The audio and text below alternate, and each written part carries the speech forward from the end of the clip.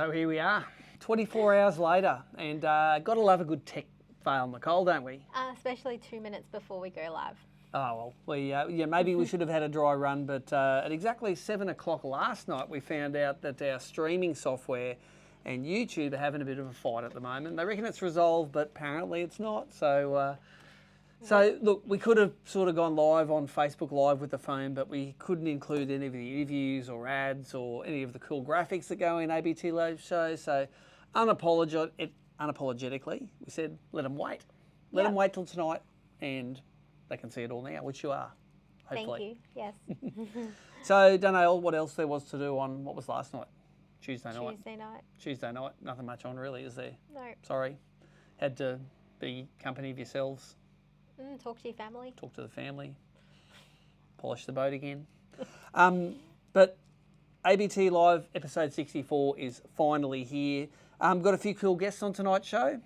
Baden Sparrow. He came in the studio earlier in the week. Well, he came to deliver the prize product, and we grabbed him and said, come and sit down and have a chat to us, because maybe not a lot of you guys know Baden. He hasn't been fishing that much recently, been too busy packing orders. So we caught up with Baden, got a bit of the history of Keitech. Learned how to say Keitech. Keitech. Ooh, what is it? Say something tech. The big dog from Rapala, Mick Horn, he's in China right now, getting shoulder massages from weird dudes in male bathrooms. You ask him about it when you see him, it's funny.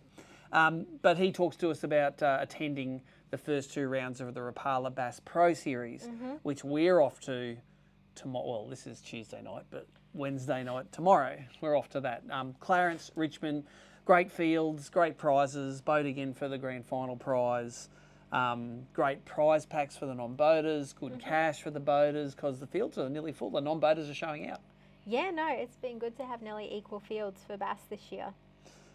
And then, of course, we come back a couple of weeks, or maybe a week of getting ready, and boom, we're going to burn the deer diesel and get down to Tassie. Yep, so it's that just after the Easter long weekend, I think we start to make our trip down south. And to make it extra expensive, we decided to take the van and the car. Anyway, might blow out the budget a little bit, but we're going to get down there. Big thanks to Joel and Lance for driving the van down. He's going to have his boat on the back of it, and we'll have all of the weighing gear, everything to make some grouse tournaments down there. So I suppose that leads me in to 2 things. One is special guest tonight, Plinio, who represents JML, Plinio Taurians from Hobart. Bit of a Bream expert on the Derwent and the Huon River, and he has taken 15 minutes to give us a real detailed explanation on how the rivers are fishing and what he thinks is going to work down there. Yeah, and it worked in well because Plinio is heavily involved with Eco Gear, JML. JML Trading, they're the sponsor of the Derwent. And yes, they are the naming rights sponsor for the Derwent this year. So the other thing is the things we want to know from you, and this is the prize mechanic for tonight, because I've got this awesome big box of prizes here.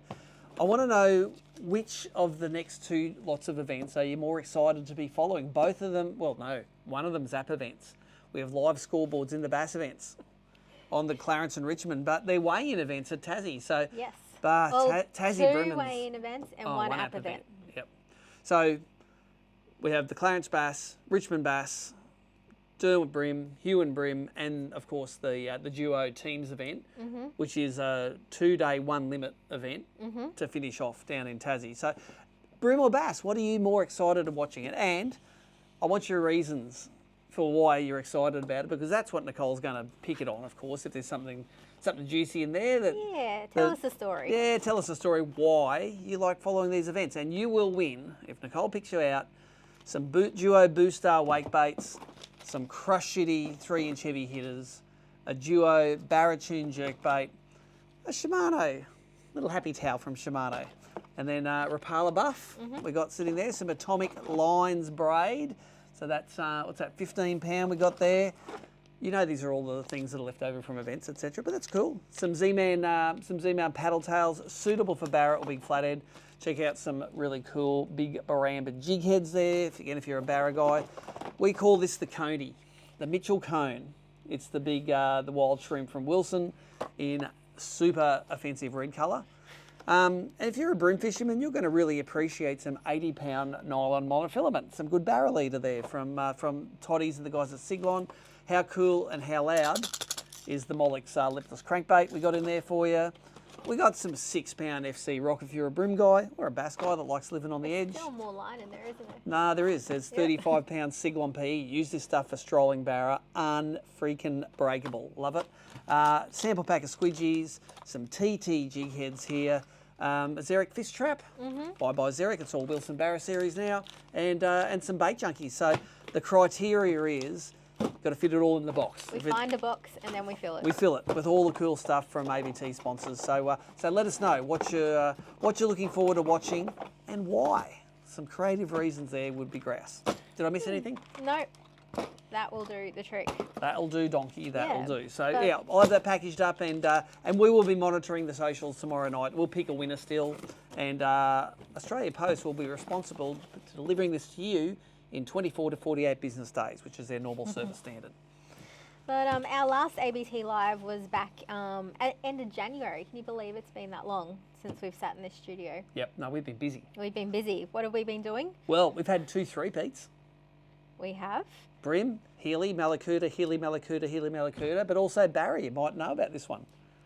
Tell us who done what. You tell that you've just had an epiphany. You can't even remember it. It's Mondi men. Yeah. They won both of the rounds this year at Mondi, but they also won the last 2 days we ran in September last year at Mondrian as well. So that's 3 November. So 3 events, same team wins all 3 times. So you think, 3-peats hardly ever happened. Happened twice in 2 months for ABT. So well done to those guys. Mark Healy, absolute legend in bream fishing now. And the Mondi men building themselves a reputation for catching the big dogs. And then don't forget too, we had Fluke and Mundy have gone back to back the last 2 times we've been. They won the Open. They won the Open. And then they won in November. the 2-day. Yep. And then they won the 2-day. So the interviews I had to do with the same 2 teams for the 2 different events. And as I told Tommy Wood, I said, you've got to watch out for these Fluke and Mundy boys. Not only does he look like you, Tommy. He's been away the last year, so he hasn't had a chance to come up against him. Well, they've been busy practicing because I said, Tommy, not only he's taller than you, he looks like he's a bit better looking than you, Tommy. He's a better scoper than you, Tommy, and Tommy's like, yeah, whatever. Next minute, Fluke and Mundy first, Tommy second. So watch out, Tommy. Fluke and Mundy's coming to get you, and they're putting their money where their mouth is. So 100%. All those young teams coming through are just crazy on the scope. They are crazy good. They're good, and you know, unlike America, we haven't got a culture of old dudes my age whinging about the scope. Oh, it's not traditional barra fishing. You know what traditional barra fishing is? Sitting there in the southeaster and catching nothing. Now you just We've sit lived there and whinge about how good they are. Oh, if I have to catch another metre 4 barra, says Corey Gooch, I'm going to give up this game because bloody metre 4s all over the joint. Sorry, Corey, I don't know if that was a good impersonation, but it's exactly what he was saying, I'm sure. Just ask on that, we had a 2-night event at Awonga. We did an all-night session at Mondrian and then a 2-night session at Mondrian. So Southern Barra Tour. So Southern Barra Tour. We had 25 to 30 teams at each of the events. For those 25 to 30 teams, there were 280 barra caught that were a metre or bigger. That's not counting all the ones that were smaller. So just metre plus fish, 280 across those. Barra fishing's going all right. 5 nights of barra fishing. Of course, the Mondi one's hanging on by a thread at the moment because the lake's still running over about that much. Not enough for them to go over, but please don't send us any more rain until that earth gets a little bit parched up there because those barra will be swarming the Clarence River and Bundaberg if they get out of that joint. We'll still catch them, but they'll just be beat up a bit after going down the rocky ride. So yeah, that was great. The night off at Mondrian after the all-nighter, Michael Starkey had a vision. He's Yeah, like, I want to make, because we have an awesome party night up at Faust after the all-nighter. Everyone has a bit of a night off, has a few drinks and a bit of a networking social night. And Michael had a vision, a dream that he wanted to see that happen here at these southern rounds. And of course we made it happen, but Michael decided to not be able to make it, so he couldn't make it up. But Michael, thanks for teaming up with Cord from Wilson's. Michael got in the food truck. We had awesome food all night. As much like at the end of it, it was great food and the guys were like, I can't eat anymore. So no one left hungry. No one left and hungry. Cord made sure that no one was short of a beer. Everyone was well hydrated. We sent in Cord with a $400 budget to Gin to get some drinks. And I go, how'd you go, Cord? I go, I spent double that. But he spent it, so it's his money. He can spend whatever he likes. Cord likes putting on a party as well. So thank you very much to those 2 great ABT sponsors on making it a great night. I think it'll become a permanent part of the Southern Barra Tour. Yep. Again, massive shout out to the guys at MASA, the Mondrian Anglers and Stocking Association. Oh, we couldn't have done what we did there without. We rented their shed. Yeah, their shed. We used every bit of stuff that we left at home. They had one in the shed for us to use. So Kevy and the guys up there, thank you very much, Dale. We gave them a nice contribution towards fish stocking, and they gave us access to the shed. Very happy, everybody there. I think they've got a raffle going on at the moment. If you jump over on the massive Facebook Oh, their Easter page, raffle, yeah. there's a big raffle, so you can all the money raised from that just goes straight into putting barra in the lake. So, and look, let's face it. At some stage, Monty will go over. They will lose some fish, but they are hyper stocking small ones at the moment. So they put in 400,000 barra last year. Basically, the stats of it are when a dam overtops by enough water, everything over about 80 centimetre goes. This is from the guys at InfoFish and Bill Sornock. Like when a wonga went over in 2013, they reckon they lost about 30,000 fish, 80 centimetres and bigger, which is tragedy. They tend to eat a lot of bait in the river below hand, and then the commercial guys get in and have to net all of the big barra, but then can't sell them because no one wants fatty old freshwater barra. So it's a bit of a disaster. Hopefully there's fewer netters around to maybe, or if you're a netter, just leave them 6 months until they get rid of the freshwater taste, turn into saltwater barra. Maybe that's what you want to do. But anyway, they aren't lost to the fishery, they're lost to the lake usually. Yep. So, but the MASA guys do a great job of putting fish back in there. So it's great to help those guys out. So thanks for having us up there. I think it was a great night. So that's sort of barra done for us until June, and we'll talk a bit more about what's coming up in June a little bit later. Okay, then so we're packing up right now, and the Bass Cat right here. All the barra gear is going back on the shelf. In goes the bass gear, because we've got a bit of a repeat of what happened last year. Last year it was the Australian Open on the Clarence. The grand final was on the Richmond for bass. This year it's just 2 qualifiers. So first 2 rounds of the Rapala Bass Pro Series this year. Fields are good. Yeah, we kicked off our bass season last year with 2 river rounds. We did the Hunter and the Hawkesbury. Remember how much rain we had? Oh, we brought the rain. I remember the tree falling over on the boat ramp afterwards. I don't want a total repeat, but 2 river rounds to kick off our 2026 season. Yep. Live scoreboards because it's on the app. Top water bite. Come on, top water bite. Hopefully. So Clarence round this weekend, and then we head to Coraki on Sunday afternoon, set up and reset, and then we've got the Atomic sponsored Richmond River round Tuesday, Wednesday. And I know there's talk in the pipeline. What's the chance that Michael Starkey's going to let everyone go unentertained for that event? I think it's pretty small, but Nicole said don't say anything. But maybe he might put dinner on or something. Questions have been asked. We've asked the pub how quickly they can feed a whole heap of anglers. 70 people. So we'll keep you guys posted. If something's on, everyone will get a text that's fishing the event. So you don't have to cook dinner. So anyway, after what I call mediocre result in the Southern Barra Tour for Mick Horn, he is snapping his doodle off about bass, and we caught him before he went to China this week to tell us all about what he's going to be doing at the Rapala Bass Pro Series. So let's have a look. So I've got him here, the big dog from Rapala, Mick Horn. Welcome to ABT Live, and I bet you're excited. Yeah. You get to do a few bass tournaments, mate, right in your hitting zone. Yeah, and they're probably 2. I really like doing those river events. It sort of suits me because I do a lot of saltwater fishing, but I have done a fair bit of fishing down in that sort of part of the woods, so I'm looking forward to it because, as you know, those rivers are awesome for topwater fishing too. So yeah, we love that. And look, let's rewind a little bit. Rapala, the naming rights of the Bass Pro Series. Yep. So it's the 5-event qualifying series. It's got a grand final where we give away a $30,000 plus boat motor trailer there, one that we wrapped last year beautifully, by the way. Boater, non-boater, the river events are run on an app. The dam events are weigh-in. So and it's good to see this year, looking at the entries for these events coming up, we've got that 30 boat plus fields, full of non-boaters. We had non-boater fields come and go, like some non-boaters turn into boaters, but we have some full fields at the moment, which is great because I think the rivers are a pretty non-boater friendly environment. Yeah, that's it. And like there's a lot of different things they can do in the river too. Like obviously you're fishing at a lot of structure.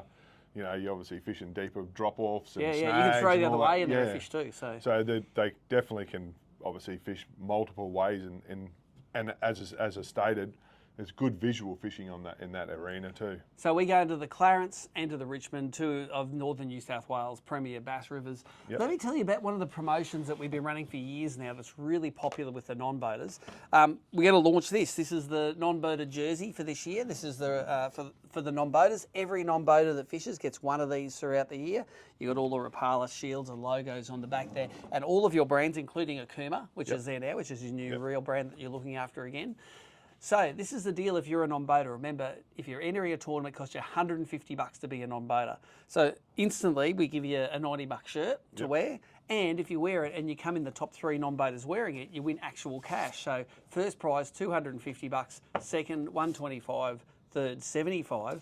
There's actual cash in the back of the envelopes there. And all you have to do is wear either this shirt or any of the previous Rapala bonus shirts you've got. So there were some 13 fishing ones there. There was some Rapala shirts we've had back in the day, some of the red ones back in the day, some of the camo ones. They're all great shirts, and you wear any of those shirts and come in the top 3 anglers that are wearing it, you get cash. How good's that? Yeah, bloody oath. As for a non-boater's point of view, to obviously, one, get a shirt, but also you're in the running for some cash as well as get prizes. Paid to wear it. Yeah, that's right. So it's a win-win situation. Let's have a look. While we're talking about non-boaters as well, this is the awesome pack that we're putting together. We've put together for the non-boaters. So it's one of the hydro tackle packs. Yeah, one of our premium hydro bags. They've obviously you can fit about 4 3,700 boxes in there. It's got a nice little neat thing at the top to put your scissors and pliers and all that. So it'd be a great, for non-boaters, it'd be a great thing to take in the boat. That's right, take with you, and it's all waterproof in there. So it's got a buff in there, but I'm just going to run through. We're going to take our other toys away here, but I'm just going to show you all the stuff that's in this box. Let's start with the crushed shitty plastics. We've got all of the bass flavoured plastics there, Mick. This is in one. If you're a winning non-boater, this is a prize you win. So it's got some. So we've got some suspects, our little heavy hitters, some jerks. Hitters. Yep, you've got those in there. What are we going to go to next? Got some. These are some DTs of different sizes. Take us through those. Yeah, so we've got new DT 12 and DT 4 in there as well. 20. We've got 20s. So obviously it's going to suit both the dam and bass fishing guys, like this prize pack. So as I say, there's 8s and 4s. Yeah, the new little 4s. So we've got the 4, 8, 10, 12, 20. So there's every depth. All the depth ranges to suit, as I said, both the dams and the rivers. Now you've got these are my favourites. Yeah, some of your bloody Esk River winners. That Shadrap Elite in the 55, and there's some 75s there as well. So again, great for both dam and river fishing. That balsa, with that square bill, great for going over structure and all that kind of stuff. Oh, that's another DT4. Yeah, it's another DT4. We've got the all 13. Of the 13 stuff. So I want you to take us through some of the 13. Yeah, so some of the 13 stuff. So obviously some of our vibration baits, our Magic Man. So great for especially the rivers if they've got a bit of discolorate water. You got a bit of sound there. Some of our scamps, which one of your faves, a new one for us. Scamp, the Jabber Shad. So similar to the Jabber Jaw. The Jabber Shad is just a shad profile, has that sort of articulating bib with the metal cheek, so you've sort of got a cross between a chatterbait sound and a crankbait. So many 13 lures in here. There's about again the Jabber Jaw, so the actual Jabber Jaw. Gorditos. Little Gorditos. Ben Hay done really well, I think, down in the Hunter River on that one. So it's been a popular sort of river lure. Heap of Jabber Jaws, some more Magic Mans. And then all your jig heads. Yeah, so then we got all your jig heads to obviously match your crushed shitty plastic. So we've got some of our heavy hitters, some of our suspects, some jerks. So that strolling technique might come into play in some of the dams. So we've got some of our jerks there for that. And the suspects a bit of a staple for the dam guys fishing that deep water, throwing your heavy plastics, rolling it through the schools. So there's some of them there. Basically, you can fish all year with this bag, and there's got to be like $500 worth of stuff. Yeah, I think it's a little bit more than that, but more. Yeah, so it's again, if whoever wins it, you can use it across both the rivers and the dam. So there's stuff there to suit both scenarios. So there you go. If you're a non-boater, you are in contention for one of these things, and it is an absolutely awesome bit of kit this year. Yeah. Now, enough talking about tackle. Let's talk about using tackle. We had the 2 river rounds featured last year as the Australian Open at McLaren's and the Bass Grand Final on the Richmond. And I thought, Mick, for show and tell, bring us along. What was your most exciting Rapala product you fished in the Grand Final last year? Tell us the story. So in the Richmond, obviously there was a really good top water bite, and I've done it for a couple of years, but our heavy hitter, so we've got the 3 and 4 inch size. I basically just run it on a standard worm hook, and because they're made of that super TP material, great for like skipping way in the back of cover, and because it's got that big thumping action underwater, the tail is actually really good acoustics on top of the water. It actually, it sort of sounds a little bit like a whopper plopper.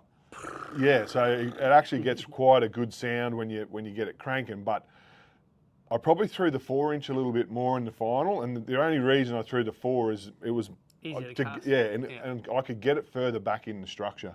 One thing I found when I've actually used this exact setup for Barra last week, I was trying to frog some. I didn't actually catch on it, but what I noticed is with this floating bait, you put the hook in it, it actually sits like that at rest with the tail on the surface, and when you give it a pop, it goes bloop. Yeah, it's a real bloop on there. So I think for bass, you can actually fish it in one position, and then when you burn it out, you can get those followers. Those ones that chase it out. But obviously the little 3 inch guy would probably be the one I'd start with the most, just to sort of get a bag. But I do really like throwing that bigger one, that 4 inch. That ogre colour is by far my favourite. I like that bright green colour on the surface, obviously represent that frog and all that kind of stuff. But again, when I get in that bigger one, I like to be able to see the lure.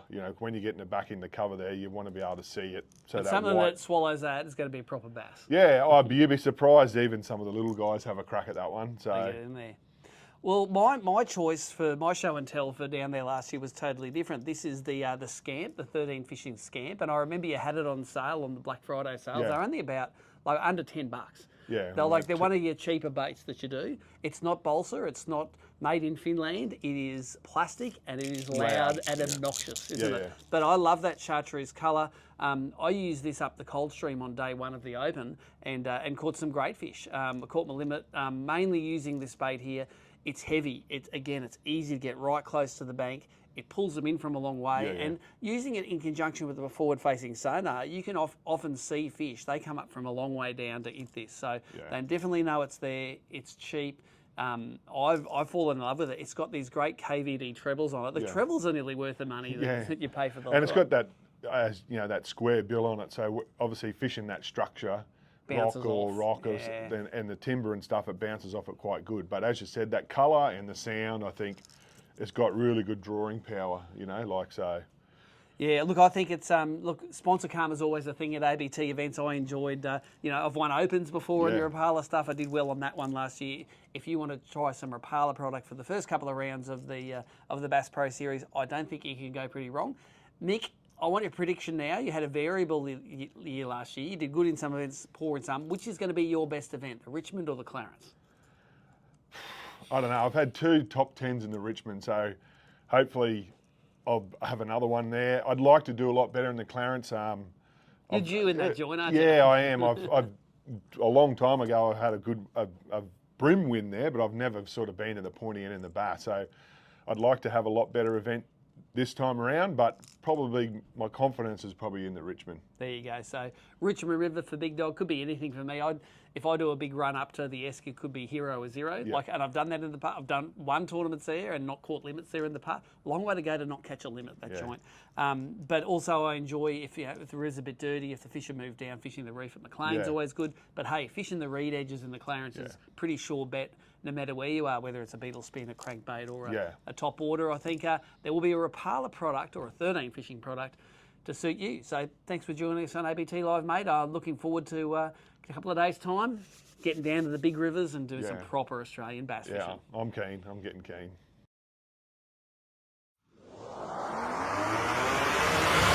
Let's go.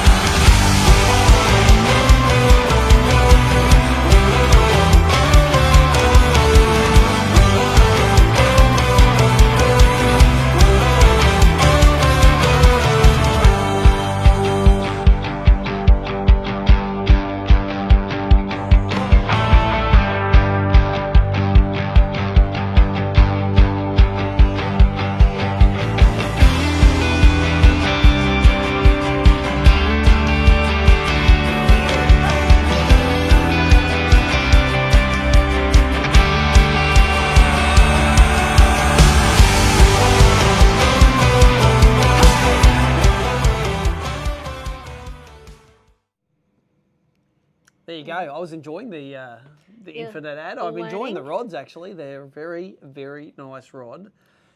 If you say, well, how is an Infinite compared to a Samurai Reaction? It's like, I reckon, 300% nicer in the hand. That's just for my sort of fishing. Well, if you'd like to try the Samurai Infinite rods, you've been playing with them now for the last couple of months. Oh, I got 7 there, and I've been playing with most of them. But those 7 I got are going to get loaned to everyone, aren't they? Yeah, so we were talking with the guys at Frogley's Offshore, Dominic and Michael, and they're keen for our ABT competitors across Bream and Bass to play with the rods, use them for a tournament session, really get a feel from them, and who knows, might get converted and want to go purchase one for yourself. So Yep. Like the old sunglasses loan scheme we had. Come and see us at the start, put your name on a pick, take it, use it. Don't worry, you won't get charged $1 million if you break it.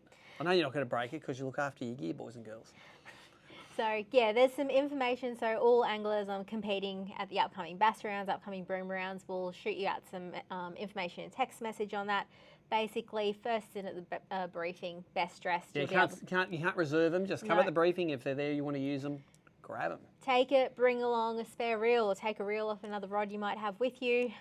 Get it ready to go and use it for the tournament. And I believe in the info you send out, if you end up loving it and you go to your local tackle store and purchase one, there'll be a rebate scheme somehow. No, there's a $250 voucher that you'll get to go spend with the guys. A rebate scheme.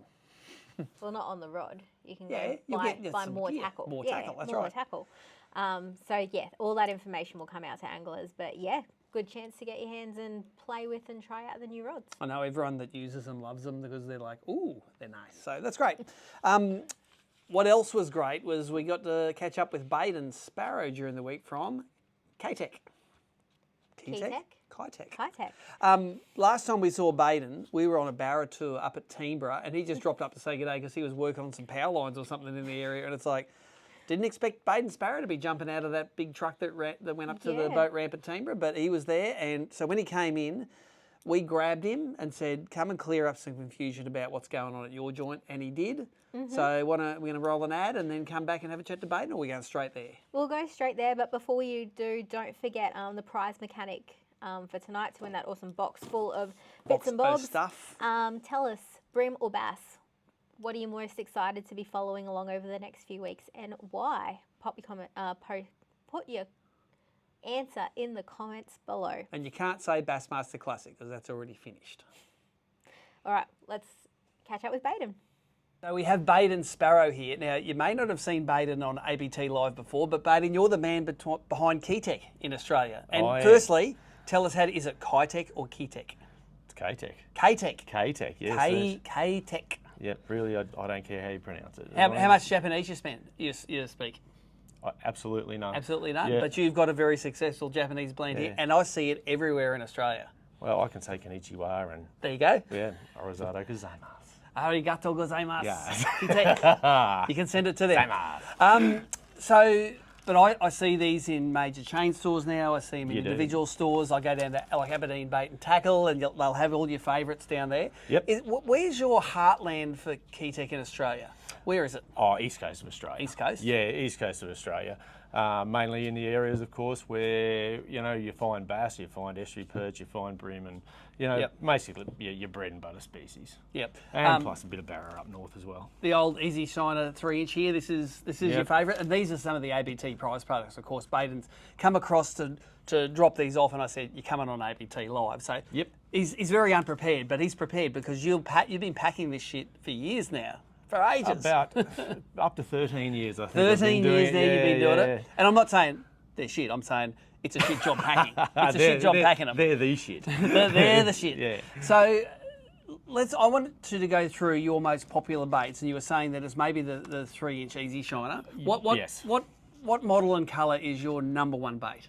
My if you go by sales alone, I'd say the 3-inch Easy Shiner in Wine Mixer or AU5 if you want to go by numbers. And also Sight Flash. Sight Flash it outsells everyone, because every other product we've got, probably because it'll do bass, it'll do bream, it'll do everything in saltwater and freshwater, and it's just a very good all-round bait. Whereas some of your other colours are a bit more So more you like specialised. your wine mixers that are a bit more specialised for bass, Yep. but yeah. Awesome. So this is, what do we got there? That's the wine mixer That's the colour I wine was just mixer? talking about. Yeah, Yep. so this is so you can see, it's like, not intuitively, you wouldn't think that's going to be the best best-selling colour, but that is, isn't it? They love it down No, there. it has really good UV properties, and you know it'll Looks work like the in smelt. all kind of colours of water, and yeah, it just matches well with the environments that we find bass in. Now, I'm digging through this box as I always like doing, and I see these ones in here, these shad impacts. These are more of a Yeah. pintail strolling bait I see you've got in here this year. They are a very underrated bait that we sell. We are selling quite a lot of them, and you know a lot of guys are having great success on barrow doing with the newer sort of strolling Yep. techniques that we're using Yep. up there in the dams at the moment. And the colours are all very natural and very, very appealing. I think that's one of the Yeah. things about the Keitechs is they none of them look like. I'm not going to catch on that colour. Every colour looks like, yeah, they'll eat that, they'll eat that, they'll eat that. And even from the Bream side of things, we go down to the Bream guys, and you know your little spiders, Little and spiders, your little yeah. hula grub style things. They Yep. all love them, and it's all Yep. it's very themed on that natural colours. Yep. You know, we've got a range that's just based around just every technique that you can imagine. That we've got lures that'll work for every situation, basically. Yep. You still have a full-time job? You still work and do I this? still work full time and do this. I work basically two full-time jobs. This is now, a to be full-time honest, job, yes. and that's a full-time job. It is, yes. It's getting very busy at the moment. And this is all still done from the garage, or are you in a premises? We supply the whole of Australia from our garage. There you About go. the same size as the one that you've got right here, Steve. And how tight is your family of packing stuff? My family. Do they get to help you pack, or you do it yourself? Oh, no, I do probably about 99.9% of it myself. Okay. Yeah, So they just have to occasionally listen to I need a bit of a hand when things get really out of hand, but Yep. no, I do most of it. Well, we appreciate your sponsorship of ABT, in particular the Bass Series. The guys, you know, you go to some of the events at St Clair and Glenbourne, and Yep. 80% of the field are using your stuff. So that's testament to the fact that it works. Just and can't do so much fishing anymore, but I love being involved in that way. It still gives me a buzz. you can live vicariously through your sponsored anglers like Ben Hay, who won Angler of the Year last year. Exactly, yeah. Nah, it fills my love tank to see him doing really well. So if you haven't seen Baden around, it's because you were an ABT angler, 10 years ago. You used to Yeah. come and do a few events. You My got a bass God, cat. was it that long? I reckon it was 10 Yeah, years it since probably we've seen was, you a lot. yeah. We probably see your boat more than we see you. You've got a lovely bass cat there Yeah, that gets too much dust on it. Gets borrowed out from time to time, and yeah, you'll still see it every now and floating around on the dam. So there you go. You now know the face behind Keitech, and thanks very much for your support. Anytime, mate. Thank you.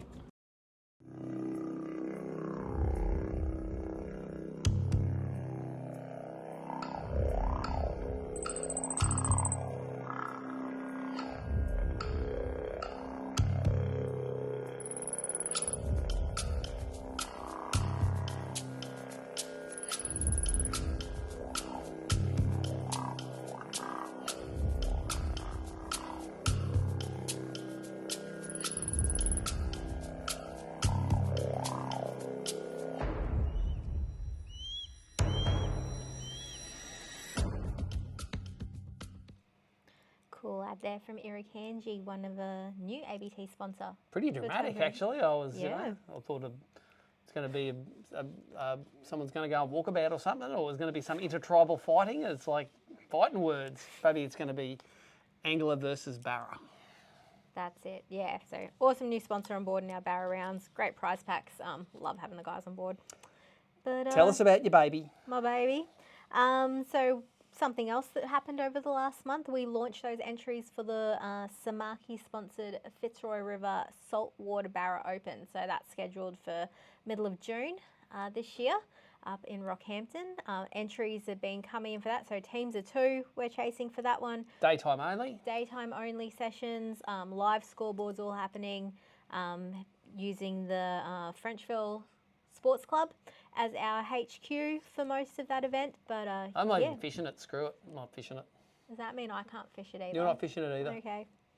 Because we're going to do some cool coverage for it. I think we haven't had really a good daytime barra tournament.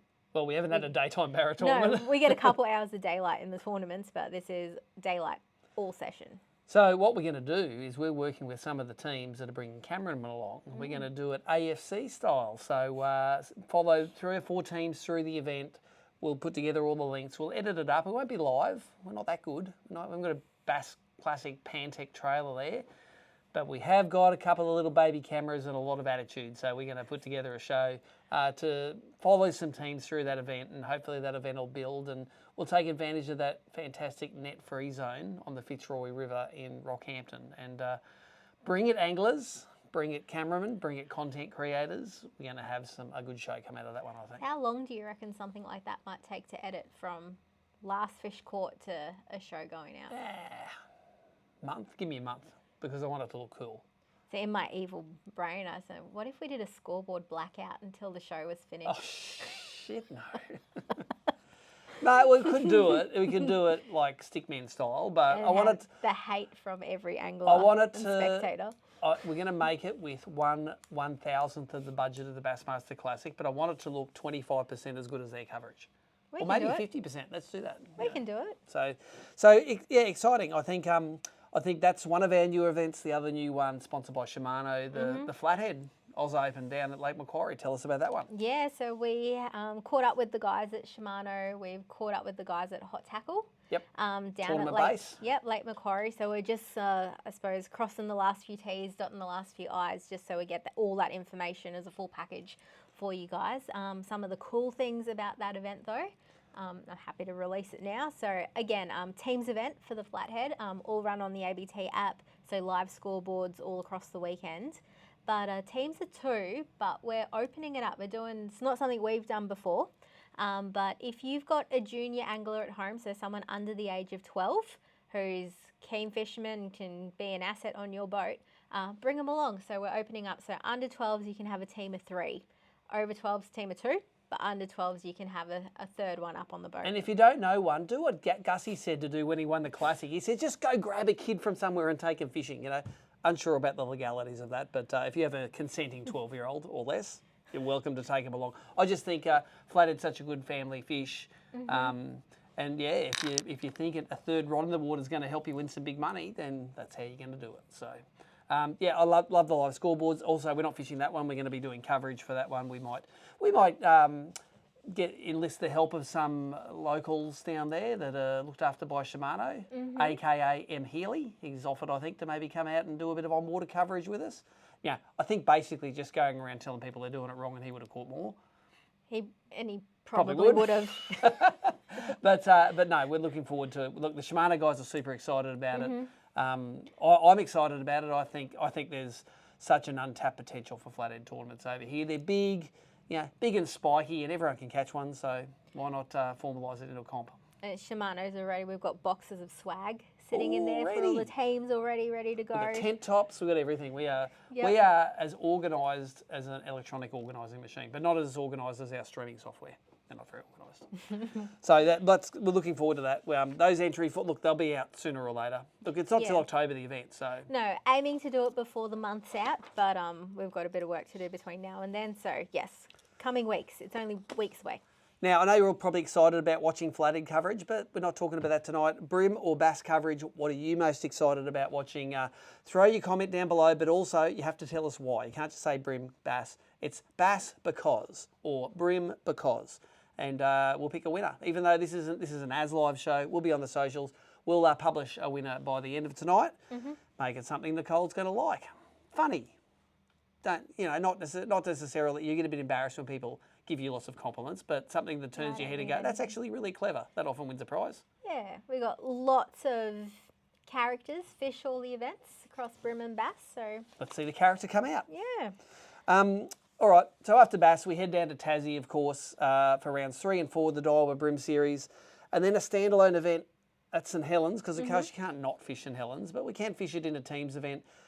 Tell us about how that one's going to run. That's a strategic masterpiece, that one, because what do you have to catch? 5 fish. That's it. Doesn't matter which day you catch them? No, so a total event limit of your best 5. So in that, and you'll notice if you've been checking out the event info sheet, we're actually pre-fish banding on the Monday. So there's no pre-fish day. Take your time and travel there. We know a lot of you guys travel with your partners and families, and we don't want them to miss out on enjoying that trip up to St Helens because you've got to get there. Yeah, you've got to get there. There's Lobster Shack. There's a winery. So enjoy that for the day. And we all know that you catch your best fish on free fish anyway. This time you can count them. So either think of it as a one-day tournament where you can count the fish for your pre-fish, or count it as a 2-day no pre-fish tournament. You could technically win that tournament in your first 5 casts or your last 5 casts of the day.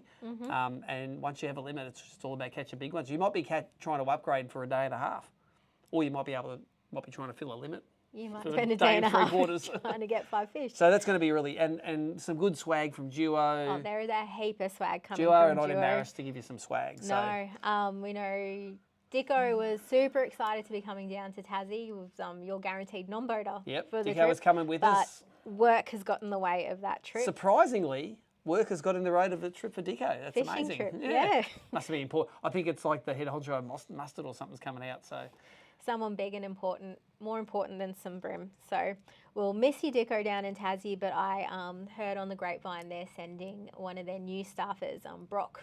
yes, their marketing guy is going yeah. to market the titties out of it. Going to So- join us at St Helens for that teams event down Cool. there. Well, since we and look, our tech issues this week weren't limited to just live streaming tonight. We had drummers getting Plinio pre-recording, but Plinio is good enough to get to the side and give us a really, really good rundown of what's happening in Tassie at the moment, what you need to bring, what you need to throw. So let's talk about that. And He covers everything here, guys. So if you're an angler heading down to Tassie, you need to watch the next 15 minutes. You need to be tuning in now. Hi everyone, Plinio Taurian here in Hobart, on the banks of the Derwent, or not far from. Nicole and Steve gave me a buzz and asked me to do a little bit of a wrap up on how the fishing's going down here for Bream at the moment. The ABT rounds are coming up second week of April, early in the week down the Huon, and later the same week on the Derwent. And this time round, JML naming sponsors for the Derwent round. I've been involved with JML for many years. I'm not doing tournaments anymore, so Steve thought it was a perfect opportunity for me to give you the goss on what's been happening lately. So let's get going with that, straight into the fishing. I've spent more time down the Huon this year than I have in past seasons, trying to sort of have a sniff about and see what the options are, and sort of learning the area too. And it's been very interesting. I think the big difference this time round is going to be that the Port Huon salmon cage cleaning area is out of the venue, I believe. And I think that's a fantastic idea. It's going to really even up the options for the field across the 2 tournament days. And it's going to make it a lot more even. So I've been concentrating my latest efforts down the front of the Huon estuary, not so much up in that Port Huon area, although the sort of the flanks leading into that area, fantastic fishing. There's some pretty interesting bays down the lower Huon, and also I've been revisiting the Cygnet area, which I really love. It's a great clear water fishery. And for me, it's always searching with a jerkbait for me early in the day. Fish are in shallow, whether there's a high tide or not. And the MWs, I live and die by that thing, even down the Huon. Actually, interestingly, the new JML crab weight with the Maracue crab mounted on there has been a really good big Bream piece of candy for me this year. I've literally caught all my big fish on it. So every time I put that thing on and throw it in a likely sort of deep area, it's getting picked up a lot of the time by better than average fish. So it's been probably the strongest dynamic for me. I've never been much of a crab fisherman, but with a crab presentation in my stable, I've been enjoying the opportunity, and it's been the strongest area for the crab for me has been the Huon. While there's not a lot of dock structure, maybe at the back of Cygnet Bay, there's a fair few docks and quite a few yachts. I think too many because it's very hard to find the fish. The lower main Huon estuary bays have got like 1 or 2 docks in them and some boats in some of them. So they're more sort of isolated bits of structure. And it's been a better lure for me, and I've caught on those isolated bits of structure. So I've done well there, but most importantly, I've done the best fishing off the ends of the points, actually, where you've got sort of standing weed and a rocky drop off, maybe a gravel patch at the bottom. Poking a crab into there has been a real winner for me. Yeah, and I suppose, you know, the features for me down there, you know, are the shallow rock ledges on the points. They're always good areas to get some big fish, and probably not as strong for me the backs of the bay over the sand. You know, I'm getting fish on them, but not as many big fish. So I'm not sure why that is, but it's definitely repeats itself, that pattern for me. I tend to find the smaller fish in the backs of the bays, apart from when there's like more of a big gravel or boulder shore, like a blunt bay, not so much a sandy bay. And then you sort of come out off that sort of back lip and you sort of find a weed edge, you know, that sort of magic 2 foot of water with a little stony bottom, you know, the odd boulder. Those bays, they've provided good fish for me. So that's been another dynamic. And I think overall the strongest dynamic there for me has been that transition zone from the point to the back of the bay, where you sort of, the rock starts to run out and you sort of start to come, there's this sort of transition area between the sand or gravel and the rock just inside the points. That's been a real strong area, fish catching area for me. And another thing for me down there has been, you know, you don't have that optimum shallow water up over the sort of rock on the points very often.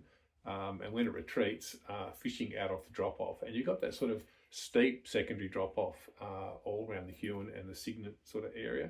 And the deep laydown's been a real winner for me. It's a big lure. Bream don't mind. They love this thing. And I think anglers fishing this type of lure are going to do pretty well down there as well. Yeah, I think forward-facing sonar could really be employed well down there. And I've seen a little bit of that stuff, and I'm sure it is being, but I think that stuff will continue to sort of find groups of bigger fish where people didn't know they were. So yeah, no, it's been good season down there for me. I mean, I do gravitate towards the Cygnet area because it's such a good clear water fishery, and so I'm not all about big bream, you know, unlike tournaments. But yeah, I've really enjoyed the fishing down there.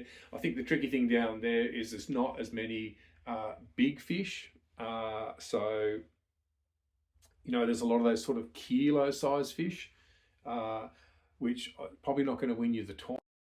So I think the main Huon estuary has got more feature fish in it. So it's just going to be a matter of finding them. And for me, it was, you know, the points just inside, or those isolated bits of structure is where I got them. Not so much the open areas, which is interesting, because it's quite different to the Derwent, where I'm catching most of those big fish in open areas, whether it be reef or shallows. But yeah, no, it'd be interesting to see the results with a slightly changed venue on the Huon. Onto the Derwent. The Derwent's on fire. It's been a really good summer for the Derwent. We had a pretty wet spring. We had a pretty sort of soupy conditions in the water after that, and it was you know, the Derwent's had a checkered sort of past few years. We've had sort of environmental water quality issues, but with the lack of rain, it's been a bit of a godsend for the Derwent. We haven't had all those sort of negative influences sort of washing into the river. So it's really cleared up, and we've had a really strong bait fish bloom through the middle section of the Derwent. A lot of the old spots are really loaded up with some good bream. So the interesting situation on the Derwent is going to be the fact that Ralphs probably won't dominate, I don't think. Considering I've been down to Ralphs, you know, normally has the bigger, fatter fish down there, even if they're 35s and 36s from Ralphs, but normally way more. The fish in the mid-river are in fantastic condition. There's plenty of those 35 centimetre ones. still plenty of 36 centimetre ones, but most importantly, there's a really good sprinkling of the 36 to 38s. In fact, the number 38 is pretty common at the moment in the Derwent. And then there's a really nice sprinkling of those even bigger sort of trophy fish. They've been cropping up here, there and everywhere, as opposed to a few years ago where they were quite rare. So it's about the MW for me. I do live and die by this thing. You know, my whole Tassie Bream experience is built around this lure. Such a strong, great casting, shallow jerkbait. You know, in the presence of a bit of wind, this thing just outperforms other lures. And when you're doing that perfect setup on a open, flat shore on the Derwent, stony shore, early in the day, and a little bit of wind over your shoulder and plugging out those long casts, that really will convert some good fish amongst the little ones. I think that's the difference sometimes. People just not presenting so well makes a big difference. Of course, the laydown, it's magic. It's got juju. It's got a track record, and it's a great finesse bait. And if you're going to fish a little bit deeper, those retreating fish, or you've got a reef that's a bit deeper, you just want to get down that extra few hundred mil, it's perfect for the job. Of course, you know, for those sort of fishing Ralphs and, you know, the ultimate grubbing lure, the SX48F. This is my sort of mainstay down at Ralph's when I'm on the sand and I'm sight fishing. You know, people like Mitch Blomqvist have done really well in recent times with this lure. I'm not surprised, you know, in a similar venue, similar venues in Victoria. It's a great lure. You present that lure in front of marauding fish on the sand flats and bring it to the point of the school, and just as they approach it, sort of pull it into the sand, and yeah, they really love that thing. What else is going to play down there? Oh, look, another lure I use is the D-style, D-blow shad in the 58. This is also a pretty good sort of mid-diving lure, and I've used that to good effect down at Ralph's as well. Pretty hard to find. You know, there's available here and there. These lures are beautifully produced lure. And interestingly, the old MX is a bit of a forgotten little mini jerkbait. When you haven't got much water left over the shallows, this is a key lure in the Derwent. Can really sort of allow you to fish that sort of skinny water when other lures will sort of foul up a bit too readily. So I always keep a few of those in my box, and I often lead weight them so I can throw them, you know, a fair way and have that little sort of finesse presentation. You know, if they don't know you're there, they're going to react a lot more readily. Yeah. So the old SX48, sorry, MX48. Got SX48 on the brain lately. It's been a good lure for me this season. So other important lures on the Derwent for me are the ZX. I mean, this is such a strong lure, and everyone thinks it's just a jigging lure. It's not. You can fish this thing on the flats as well. It covers an incredible amount of water quickly if you need to. So it's probably, you know, apart from the MW, this is a fantastic prospecting lure, but it's also great around current-driven structure like bridges. Bridgewater Bridge, this thing is a killer. Hint, hint. If I was doing a tournament next week, Bridgewater Bridge would be one of the places I'd be booking into my day, I reckon. And another thing from the JML stable that I live and die by is the Yamatoya Tuna Harris. It's a fabulous, durable leader. It's just so sturdy. Mainland anglers have really discovered this, and I'm not surprised why. It's a beautiful product. Last but not least, the Bream prawn rigged on a worm hook. Let's have some good captures later, and it's always a good bait for those retreating fish when they're coming off the flats and they're huddling on a dock or huddling under a pontoon. We've seen some of those captures in rounds gone past on the Derwent. That's a good thing too. As would be the Maracue crab in the same presentation, of course. So look, I think anglers are going to really enjoy the Derwent round. It really is firing. This the amount of fish I caught yesterday. I'm not going to say how many I caught, but because you wouldn't believe me. But I did 2 4 5 hour sessions on the Derwent yesterday, and I caught just as many in both sessions. It was incredible. So yeah, I think if it's the first time down here for any ABT anglers, they're going to be shocked how good it is if it holds up. Fingers crossed it holds up. If we get a bit of rain, it's only going to throw a more interesting dynamic into the mix. So yeah, can't wait to be there at the weigh-in representing JML. I'll be down there assisting Steve. Thanks Steve and Nicole for the opportunity to have a chat with everyone. Good luck in the Tassie rounds.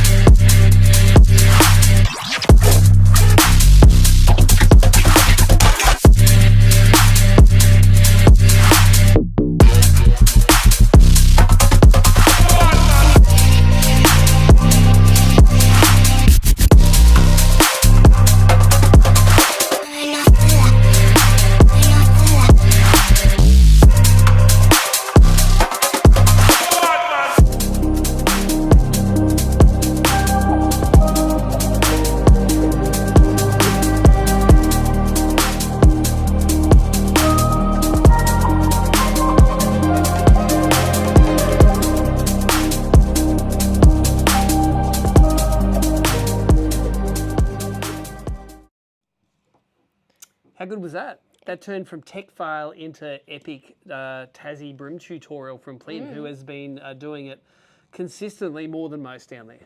I think we'll pull that segment out and might pop it up on some of the channels as a standalone as well as a 101, especially for guys that are heading to Tassie for the first time. There's a couple of them. Yeah, it is good. Like, maybe Gippsland has bigger bream now, but maybe not just the procession of the average size of big ones and the uneducated nature of some of those fish. You know, sometimes you can see big ones fighting all over it, and that's what you love when you're in a tournament. So I don't believe there are keggers fighting over my lure. So. Well, according to Plinio, like they're only keggers. Oh yeah, only. So that's awesome. Normally at this stage of the show, we'd be pasting up the winners and who's won what, but hey, we're going to be doing it in the comments because we're going to be monitoring this remotely. It's not live, it's as live, but Nicole will be dropping the winner, whether you commented on Facebook or YouTube. You'll pick a winner, throw it down there, and you're going to have this box of stuff. Another box of stuff I don't have to find a home for here. It can be in your home as well. But there you go. If your name's down below, don't forget to send us a message. Best way to do it is through our Facebook page. Just send us a private message with your address details so we can get that prize to you. Cool. Well, I think we've done all right. We've recovered well. I hope everyone's snapping their doodles off about how exciting the fishing's going to be for the next month. It's a great time of year, some great species. Let's go. Yeah, we'll see. No, literally, let's go. Yeah. But we'll see you again from, I say, about 7 o'clock on Saturday morning from Grafton for our Clarence Bass round, kicking off our 2026 Rapala Bass Pro season. Bring it on. How long do I have to smile here for? You're just doing this on purpose now, aren't you? Bye.